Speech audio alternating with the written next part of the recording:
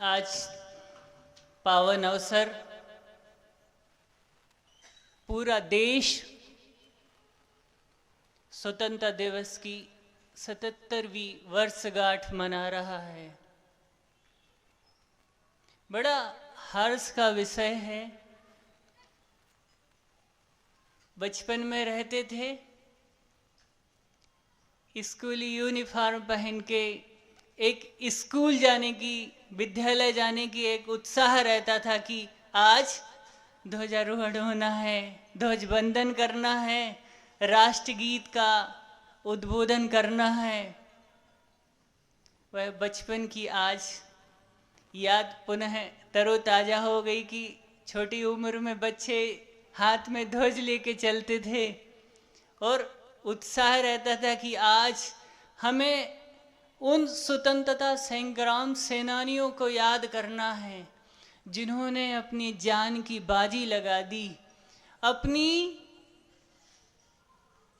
जान की उन्होंने रंच मात्र भी परवाह नहीं की और स्वतंत्रता संग्राम में वह सक्रिय भूमिका निभाते हुए अमर हो गए।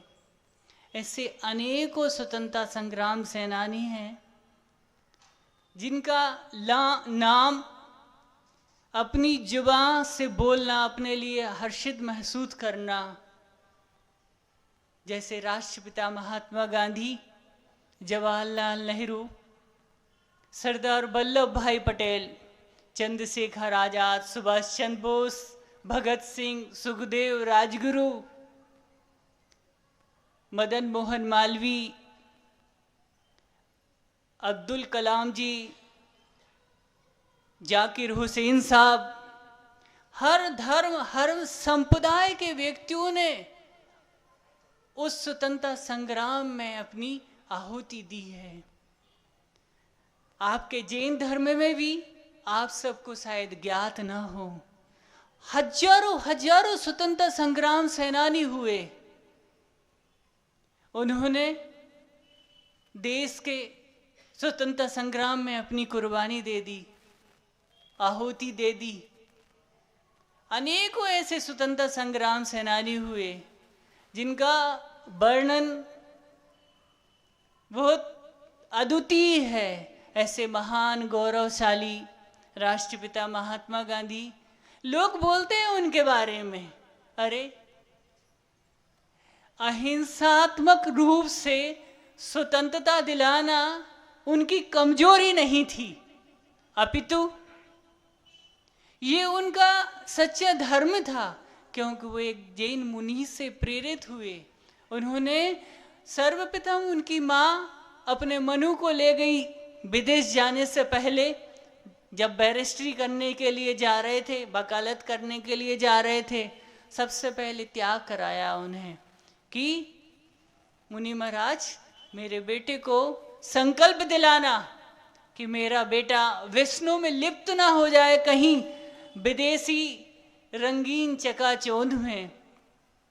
सबसे पहले मांसाहार का, शराब का, परस्त्री सेवन, सप्त विष्णु का त्याग कराया।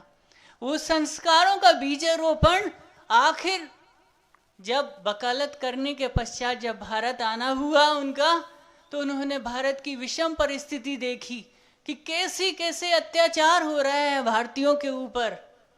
उनसे मैला ढुलाया जा रहा है, कोड़े लगाए जा रहे हैं, नील की खेती कराई जा रही है।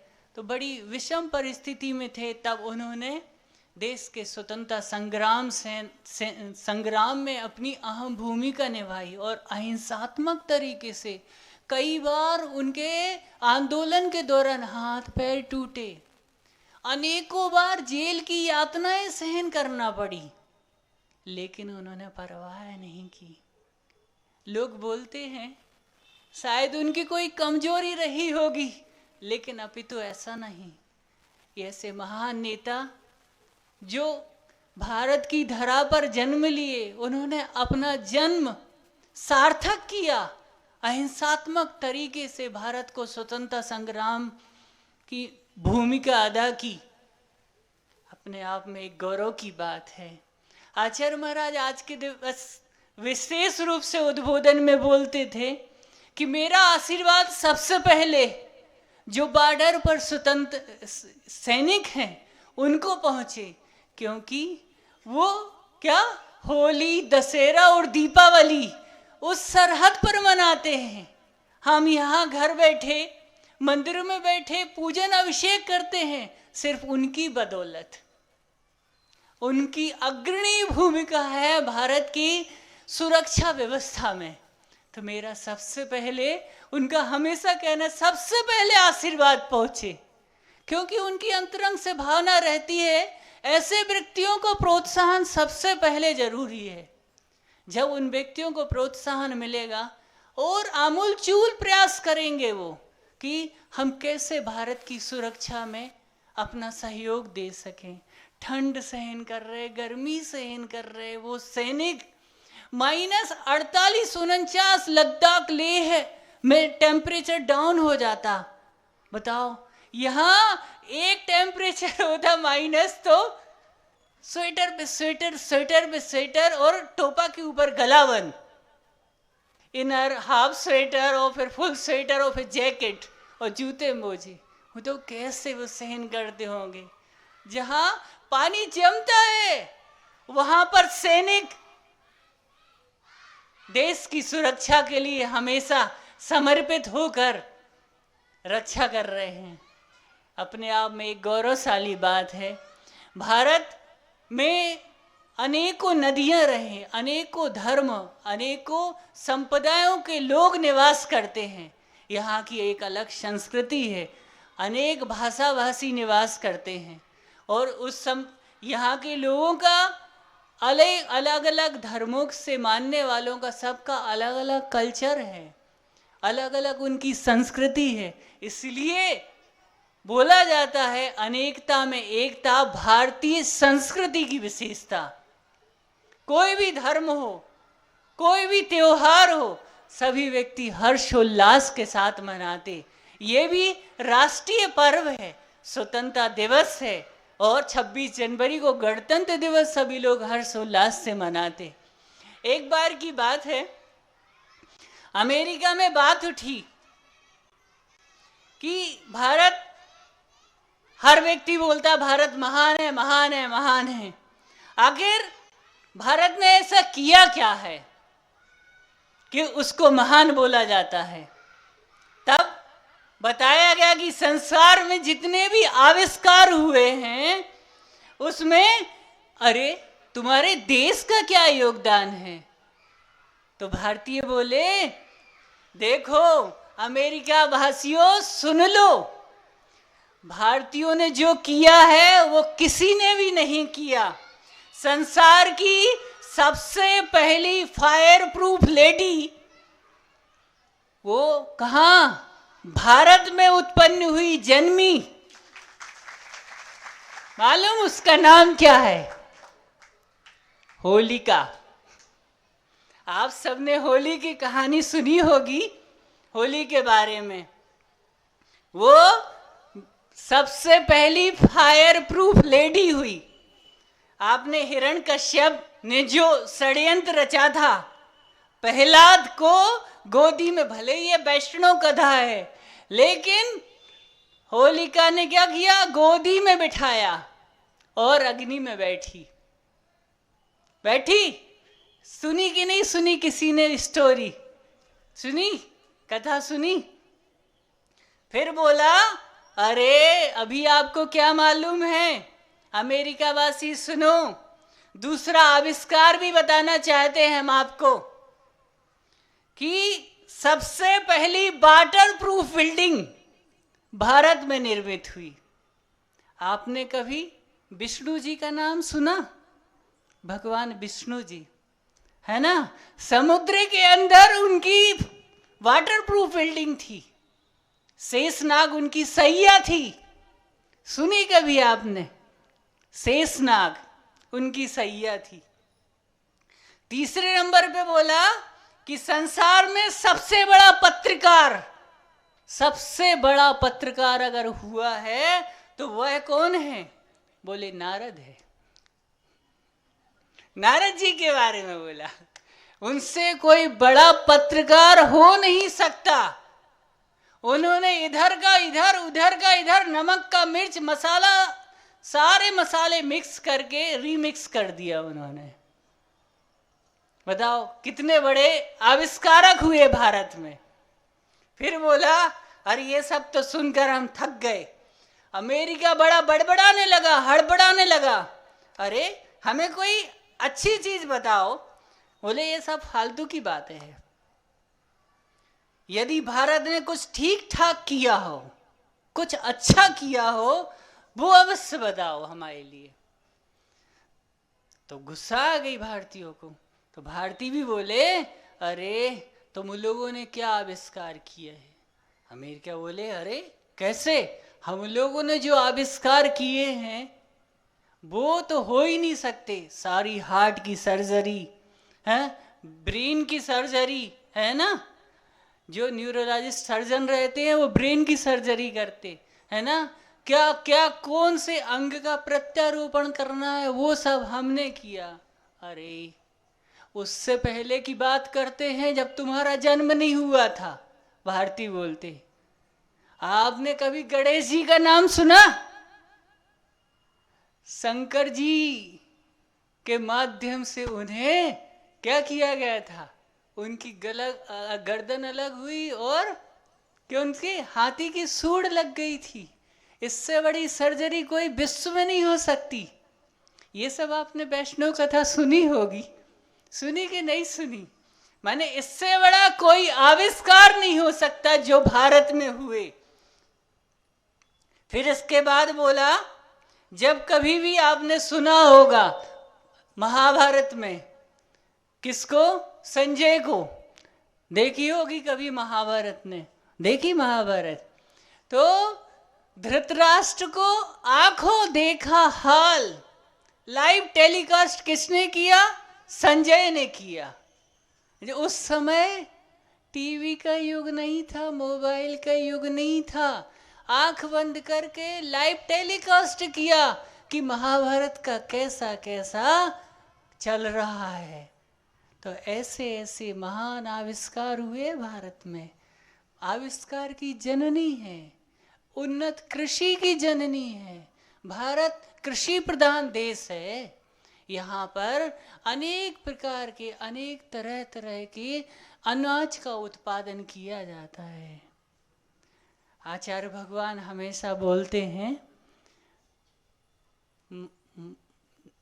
वो हथकरघा वाली है ना स्टोरी, साड़ी, भारत की मर्यादा खेती बाड़ी, भारत की मर्यादा शिक्षा साड़ी। माने उन्होंने शिक्षा को भी महत्व दिया भारतीयों ने। और जो ऐसे ऐसे नालंदा विश्वविद्यालय थे जहाँ विदेशों से हजारों विद्यार्थी पढ़ने आते थे, ऐसे ऐसे विषय थे। जब ऑक्सफोर्ड यूनिवर्सिटी जाते हैं आजकल, लेकिन पहले वहाँ से यहाँ आते थे। आज विपरीत पोजीशन हो गई है। उच्च शिक्षा के लिए अमेरिका, लंदन, रूस, जापान, फ्रांस जाते हैं, लेकिन पहले अपने यहाँ आते थे और अपने लिए वो लोग गौरवान्वित समझते थे कि हम नालंदा विश्वविद्यालय से अध्ययन करके आए हैं। हर मामले में, चाहे चिकित्सा हो, चाहे शिक्षा हो, चाहे स्वास्थ्य हो, चाहे खेती बाड़ी हो, भारतीय संस्कृति में जो कुछ है अन्यथा अन्य संस्कृतियों में देखने नहीं मिलेगा। भारत की संस्कृति जो है ना, विवाह पद्धति अपने आप में एक अनोखी पद्धति है। ये पद्धति विदेशों में ये कल्चर नहीं है, क्योंकि एक सुशिक्षित, संस्कृत, व्यवस्थित समाज का निर्माण कैसे हो वो सिर्फ भारत में ही देखने मिलेगा। भारत के लिए लोग इसलिए तो आंख उठाकर बात कर सकते हैं कि जो भारत में है वो अन्यथा नहीं, अन्यथा शरणम नास्ति। ऐसे ही तो यहाँ अनेक धर्म में अनेक देवी देवता, देखो 2400 तीर्थंकर की पवित्र भूमि। यहाँ राम ने भी जन्म लिया तो हनुमान और कृष्ण ने भी जन्म लिया। और बौद्ध ने भी जन्म लिया। सारे धर्म संप्रदायों की जन्मस्थली भारत है, यह पवित्र भूमि। अब हम अपनी बात अंतिम क्षणों की ओर ले जाते हुए बंकिम चंद्र चट्टोपाध्याय जी का बहुत अच्छा गीत है, वंदे मातरम, वंदे मातरम, सुजलाम सुफलाम मलयज शीतलाम सस्य श्यामलां मातरं, वंदे मातरं, शुभ्रज्योतिषिणां पुलकितयामिनी, शुभ्रकुसुमदल द्रुमदलशोभनी, सुभासनी सुमधुरभासनी, शस्य श्यामलां मातरं, वंदे मातरं। अंत में बोलना चाहते हैं, धर्म और देश एक दूसरे के पूरक हैं। धर्म के बगैर भारतीय संस्कृति, देश व्यवस्थित नहीं चल सकता, और देश के बगैर धर्म में हम लीन नहीं हो सकते, जाप अनुष्ठान पूजन नहीं कर सकते। इसलिए हमें सर्वप्रथम यह ध्यान रखना चाहिए, अपने देश के प्रति हमारी क्या वफादारी है, क्या कर्तव्य है, हमारा क्या योगदान हो सकता है, इस ओर हमें ज़रूर ध्यान देना चाहिए। तभी हमारा देश क्या सुशिक्षित, और भारत क्या कहलाता था, सोने की चिड़िया, है ना। हमें पुनः उस भारत में ये लागू करना है कि भारत जैसा कोई देश है नहीं, न होगा। भारत सोने की चिड़िया था, है और रहेगा। भारतीय संस्कृति हमें पुनः पिछले भारत की ओर झांकना है, देखना है, नज़र करना है, एहसास करना है। वो संस्कृति, पहले की संस्कृति आज हमें कायम करना है। पाश्चात्य संस्कृति के अंधानुकरण से हमें बचना है, जिससे एक हम संगठित, सुशिक्षित और व्यवस्थित राष्ट्र का निर्माण कर सके। यह हर नागरिक का कर्तव्य है।